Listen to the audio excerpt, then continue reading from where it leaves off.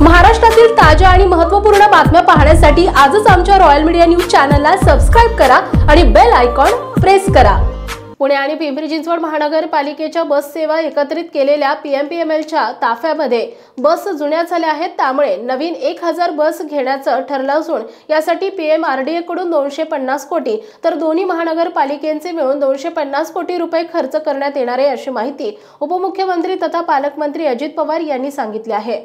Electric bus येण्यास उशीर होत असल्याने या बस CNG वरीलच असतील असेही त्यांनी स्पष्ट केले आहे। जिल्हा नियोजन समितीच्या बैठकीनंतर ते पत्रकारांशी बोलत होते। अजित पवार म्हणाले की PMPच्या ताफ्यातील बस जुन्या झाल्या आहेत, बस बंद पडण्याचे प्रकार वाढले, त्यामुळे 1000 नवीन बस घेण्याचा निर्णय झालाय। त्यासाठी 500 कोटी रुपयांचा निधी लागणार आहे। त्यामध्ये पुणे महानगर क्षेत्र विकास प्राधिकरणाकडून 250 कोटी रुपये उपलब्ध करून देण्यात येणार आहे। उर्वरित 250 कोटी रुपयांचा भार पुणे आणि पिंपरी चिंचवड महानगरपालिका उचलणार आहे। यात पुणे महानगरपालिका 150 कोटी रुपये तर पिंपरी चिंचवड महानगरपालिका 100 कोटी रुपये निधी देणार आहे। यात काही बस CNG वरील तर काही बस इलेक्ट्रिक असाव्यात असा विचार होता, परंतु इलेक्ट्रिक बसचे देशात उत्पादन कमी आहे, त्यामुळे त्या येण्यासाठी वेळ लागतो। त्यामुळे टाटा कंपनीच्या CNG वरील बस घेण्याचा निर्णय घेण्यात आलाय। महाराष्ट्रातील ताज्या आणि महत्त्वपूर्ण बातम्या पाहण्यासाठी आजच आमच्या रॉयल मीडिया न्यूज चॅनलला सबस्क्राइब करा आणि बेल आयकॉन प्रेस करा।